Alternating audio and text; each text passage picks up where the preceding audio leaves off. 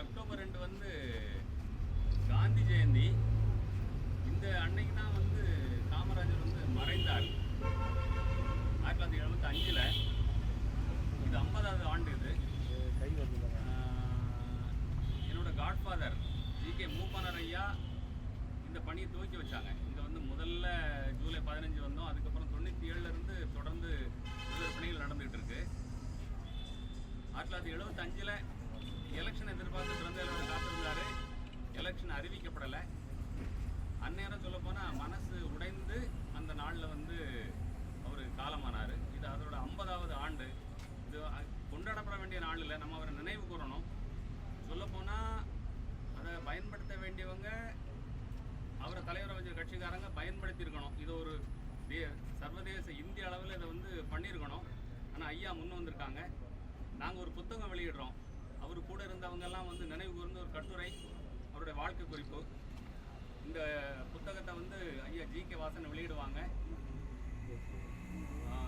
கதைசால் தமிழர் விஜி சந்தோஷம் ஐயா அதை பெற்றுக்கொள்வார்கள். போட்டோ எடுத்து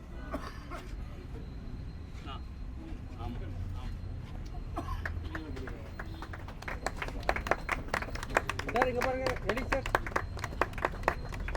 அப்படியே ஒவ்வொரு புக்காக கையில் வச்சுருக்கு.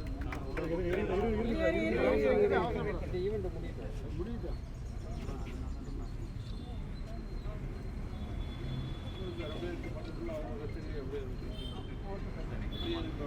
வாங்கிக்கிறவங்க வாங்கிக்கிறோம். ஆமாம், சரி.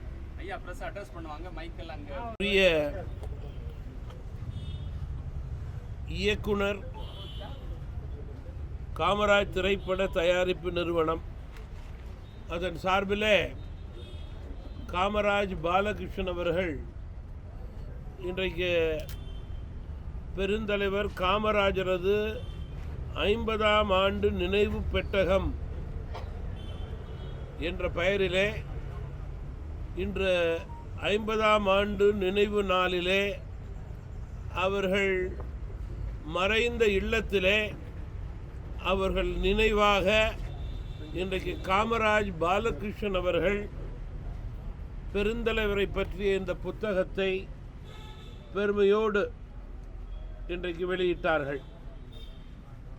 வெளியிடுவதற்கான வாய்ப்பை எனக்கு அவர்கள் கொடுத்திருக்கிறார்கள். அதை பெறுவதற்கான வாய்ப்பை ஐயா பிஜேபி அவர்களுக்கு கொடுத்திருக்கிறார்கள். எங்களுக்கு கிடைத்த மிகப்பெரிய பாக்கியமாக இதை நான் கருதுகிறேன். சிறிய நிகழ்ச்சி, பெருந்தலைவர் பெயரில் மனநிறைவை தருகின்ற நிகழ்ச்சியில் அவரோடு மாணவராக இளைஞராக பணியாற்றியவர்கள்,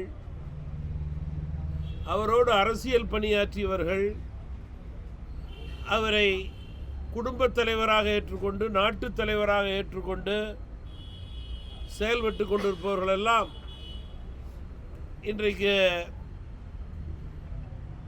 இந்த சிறிய நிகழ்ச்சிக்கு வருகை புரிந்து பெருந்தலைவர் புகழுக்கு பெருமை சேர்த்திருக்கிறார்கள். இங்கு வந்திருக்கின்ற மரியாதைக்குரிய ஒவ்வொருவரும் ஒரு இயக்கத்தைச் சேர்ந்தவராக இருக்கலாம், ஒரு நிறுவனத்தைச் சேர்ந்தவராக இருக்கலாம். ஆனால் 100% பொருத்தமானவர்களாகவே இங்கே இருக்கின்ற ஒவ்வொருவரும் வந்திருக்கிறார்கள்.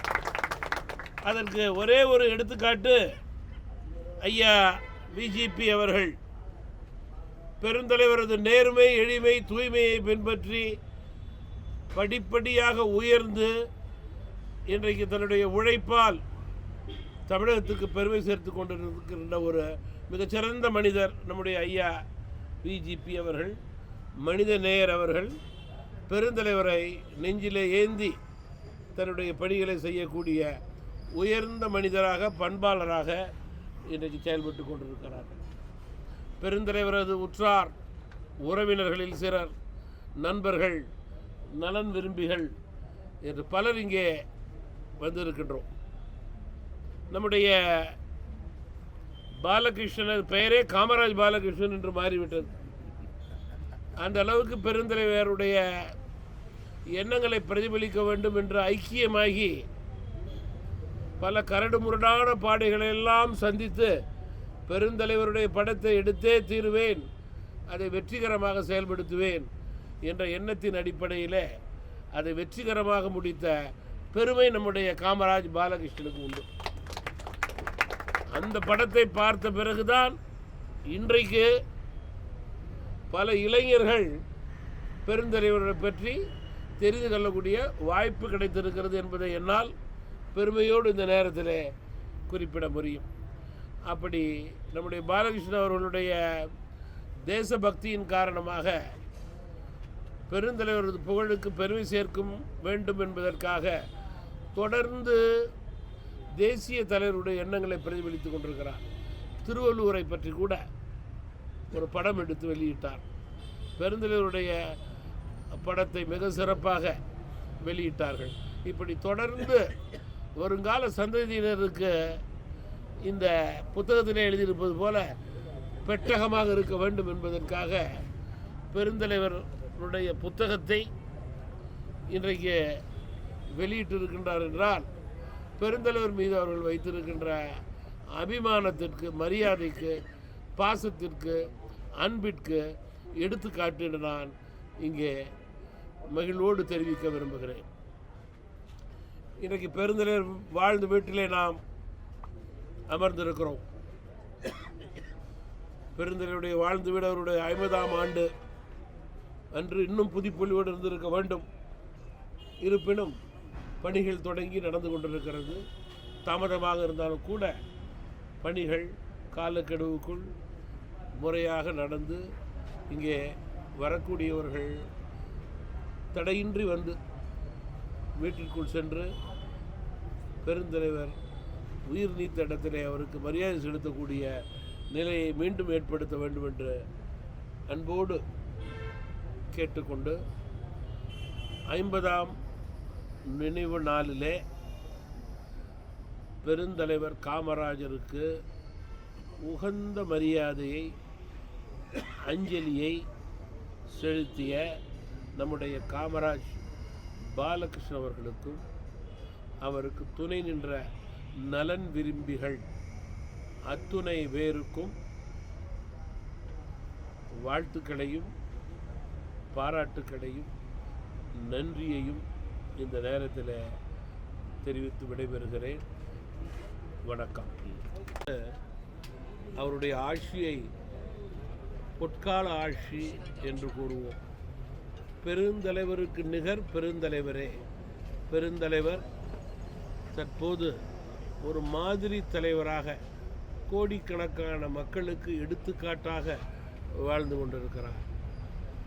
தமிழகத்திலே கல்வி, தொழில், விவசாயம் இவைகளுக்கு முதலிடம் கொடுத்து நாட்டிலேயே முதன்மையாக இந்த துறையிலே தமிழகம் 60 வருடங்களுக்கு விளங்கியதன் காரணமாகத்தான் பொற்கால ஆட்சி என்று பெருந்தலைவர் ஆட்சியை பெருமையோடு கூறினோம். குறிப்பாக உலக அளவிலே பல நாடுகளை இந்தியாவை தாண்டி மிஞ்சும் அளவுக்கு தமிழகத்திலே பல கல்விக்கூடங்கள், பல கல்விச்சாலைகள், உயர்கல்விகள் இருக்கின்றதென்றால் அதற்கு அன்றே அடித்தளமிட்ட தலைவர் பெருந்தலைவர் காமராஜர் அவர்கள். கிராமங்கள் தோறும் பள்ளி இருக்க வேண்டும் என்று நினைத்தார். பள்ளி கல்விதான் வருங்கால இந்தியாவை உருவாக்கும் என்று நினைத்தார். அதற்கு ஏற்றவாறு ஏழை மாணவன் படிக்க வேண்டுமென்றால் அவனுக்கு உணவு தேவை என்று மதிய உணவு திட்டத்தை கொண்டு வந்தார். படிக்கின்ற மாணவர்களுக்கு ஏழை பணக்காரன் என்ற பாகுபாடு இருக்கக்கூடாது என்று சீருடை திட்டத்தை கொண்டு வந்தார். இப்படிப்பட்ட பெருந்தலைவர் புகழுக்கு பெருமை சேர்க்கும் வகையிலே அவர்களுடைய படத்தை தயாரித்த பாலகிருஷ்ணன், காமராஜ் பாலகிருஷ்ணன் இன்றைக்கு 50ஆம் ஆண்டு நினைவிலே ஒரு புத்தகத்தை வெளியிட்டிருக்கிறார். வருங்கால சந்ததியினர் பெருந்தலைவர் புகழுக்கு பெருமை சேர்க்கும் வகையிலே அவர்களது நேர்மை, எளிமை, தூய்மை, வெளிப்படைத்தன்மையை அனைவரும் கடைபிடிக்க வேண்டும் என்ற இந்த தருணத்திலே இங்கே இருப்பவர்கள் அனைவர் சார்பிலும் கேட்டுக்கொண்டு விடைபெறுகிறேன். வணக்கம்.